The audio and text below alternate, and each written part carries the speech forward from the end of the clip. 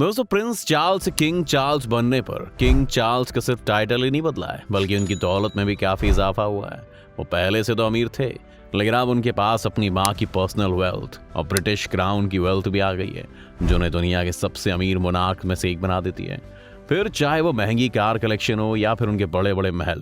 आइए देखते हैं आज की कितनी दौलत में डूबे हुए हैं यूके के नए किंग। बस बने रहिएगा वीडियो के अंत तक हमारे साथ। लेकिन वीडियो शुरू होने से पहले अगर आप इस चैनल पर नए हैं या आपने अभी तक इस चैनल को सब्सक्राइब नहीं किया है, तो चैनल को सब्सक्राइब करना और बेल आइकन दबाना बिल्कुल ना भूलें।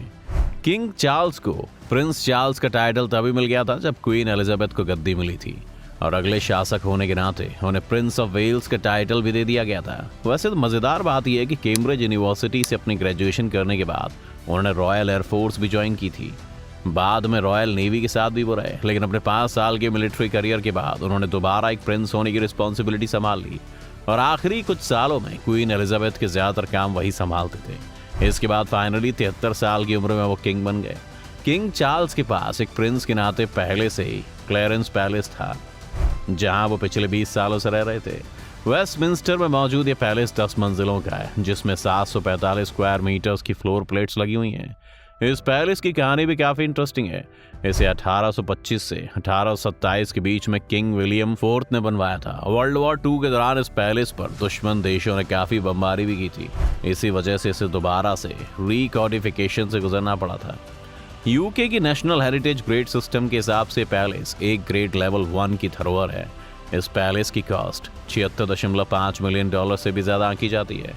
किंग बनने के बाद अब उनके आसपास ऐसे ही 12 लग्जूरियस पैलेसेस हैं, जिसमें से एक विंडसर कैसल है, जहां वो बचपन में रहा करते थे।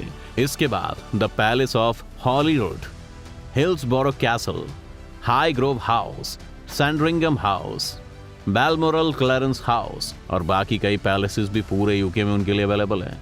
लेकिन किंग होने के नाते उनका ऑफिशियल रेजिडेंस अब बकिंगम पैलेस है, जिसे 1703 में बनाया गया था, और तब से अब तक इसमें भी काफी मॉडिफिकेशंस हो चुकी हैं। रॉयल फैमिली का ऑफिशियल रेजिडेंस होने के नाते पूरा ही महल लग्जरी से भरा हुआ है। बाहर से 108 मीटर लंबे इस पैलेस की एक्सटर्नल फैसेट को फ्रेंच नियो क्लासिकल स्टाइल में बनाया गया है, जिसके आसपास एक खूबसूरत गार्डन है। इस पैलेस की कीमत इस वक्त $1.3 बिलियन से भी ज्यादा की जाती है। इसमें 755 कमरे, 55 royal guest rooms, cinema hall, swimming pool, jewellery workshop और इमरजेंसी के लिए एक सर्जरी रूम भी है। अगर किंग चार्ल्स की कार कलेक्शन की बात करें तो उसमें विंटेज कार से लेकर मॉडर्न इलेक्ट्रिक व्हीकल्स तक सभी कुछ शामिल है। हालांकि अभी तक उन्होंने कोई टेस्ला नहीं ली है। उनकी कार कलेक्शन में रॉल्स रॉयस की फैंटम 6 कार है, जो कि उनकी फेवरेट है, और कई बार उन्हें इसे ड्राइव करते हुए भी देखा जा चुका है। इस कार की कीमत $4.60 लाख से भी ज्यादा बताई जाती है। इसके अलावा एक दूसरी कार भी उन्हें काफी पसंद है, वो है एस्टन मार्टिन DB6। जी हाँ, वही जेम्स बॉन्ड वाली कार। क्वीन एलिजाबेथ और प्रिंस फिलिप्स ने चार्ल्स को ये कार उनके 21वें बर्थडे पर दी थी, और इसकी कीमत भी $4 लाख से ज्यादा बताई जाती है।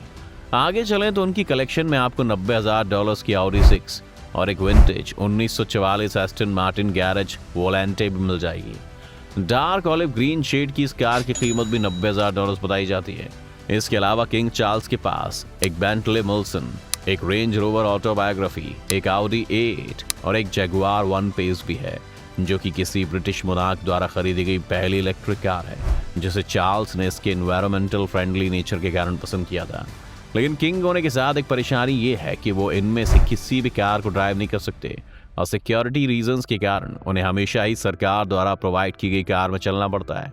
किंग चार्ल्स की कार कलेक्शन की टोटल कीमत $2 करोड़ से भी ज्यादा है, और इसके साथ साथ उन्हें क्वीन एलिजाबेथ की कार कलेक्शन भी अब मिल चुकी है, जिसकी कीमत भी करोड़ों में है। किंग चार्ल्स के पास वैसे कोई प्राइवेट जेट तो नहीं है, लेकिन किंग होने के नाते उन्हें हर टूर के लिए सरकार की तरफ से एक प्राइवेट जेट दिया जाता है। इन टूर्स के लिए उनके पास कभी एयरबस वॉयेजर तो कभी रॉयल एयरफोर्स का कोई जहाज होता है। इसके अलावा उनके लिए कई बार हेलीकॉप्टर्स भी सरकार की तरफ से दिए जाते हैं। किंग चार्ल्स को सरकार की तरफ से $70,000 की अलाउंस भी मिलती है, जिसमें से ज्यादातर वो अपने लग्जरी जेट्स में उड़ने में ही खर्च कर देते हैं। इसके बाद किंग चार्ल्स के पास एक बहुत ही बड़ा आर्ट कलेक्शन भी है। इस रॉयल कलेक्शन को दुनिया का सबसे बड़ा और सबसे महंगा प्राइवेट आर्ट कलेक्शन भी माना जाता है, जो कि उन्हें क्वीन एलिजाबेथ से विरासत में मिला है। इस कलेक्शन में 10 लाख से भी ज्यादा आइटम्स हैं, और इनमें से कुछ आइटम्स तो हजारों साल पुराने हैं। इन सभी आइटम्स को 13 अलग अलग रॉयल रेजिडेंसेस में रखा जाता है। इस पूरे आर्ट कलेक्शन की कीमत 80,000 करोड़ से भी ज्यादा बताई जाती है। इस कलेक्शन में 5 लाख से ज्यादा प्रिंट्स, 30,000 से ज्यादा वाटर कलर, 7,000 ड्राइंग्स और अलग अलग तरह की पेंटिंग्स के अलावा textile, antique laces, jewellery, unique clocks, ancient books, sculptures और कोहिनूर समेत अलग अलग क्राउन ज्वेल्स भी शामिल हैं। इस कलेक्शन में इस वक्त लियोनार्डो डा विंची की 600 ड्राइंग्स के साथ साथ मिशेलएंजेलो की 20 पेंटिंग्स भी मौजूद हैं। पीटर पॉल रूबेंस की फेमस पेंटिंग्स भी इस आर्ट कलेक्शन का हिस्सा है।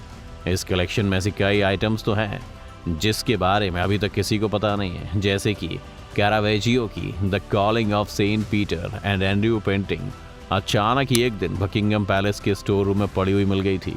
इस पेंटिंग को 400 साल बाद डिस्कवर किया गया था और आज के समय में इसकी कीमत भी करोड़ों डॉलर्स में है। इस सब के अलावा किंग चार्ल्स के पास पूरे यूके में 54,000 हेक्टेयर की जमीन भी है, जिसमें फार्मलैंड से लेकर कमर्शियल और रियल एस्टेट लैंड भी शामिल है। इस पूरी जमीन की कीमत ही कुछ 8,000 करोड़ रुपए से ज्यादा बताई जाती है। किंग ने क्राउन का स्टेट भी एक्वायर कर लिया था, जिससे उन्हें सालाना 2 करोड़ डॉलर्स की कमाई होती है। किंग चार्ल्स के पास वैसे इनकम स्ट्रीम्स की कोई कमी नहीं है, क्योंकि ब्रिटिश रॉयल फैमिली के पास कई सारी कंपनीज भी हैं जहां से उन्हें अच्छा खासा पैसा मिल जाता है। इस वक्त किंग चार्ल्स डची ओरिजिनल्स के मालिक हैं, जो कि यूके का टॉप ऑर्गेनिक फूड ब्रांड है, जो बिस्किट से लेकर शैम्पूस तक बनाता है। इस एक कंपनी से ही हर साल चार्ल्स को 3 करोड़ डॉलर से ज्यादा की कमाई हो जाती है। अब किंग होने के नाते वो ब्रिटिश रॉयल फैमिली के हेड भी हैं, जिसका मतलब है कि रॉयल फैमिली से एसोसिएटेड सभी इंस्टीट्यूशन के वो हेड हैं।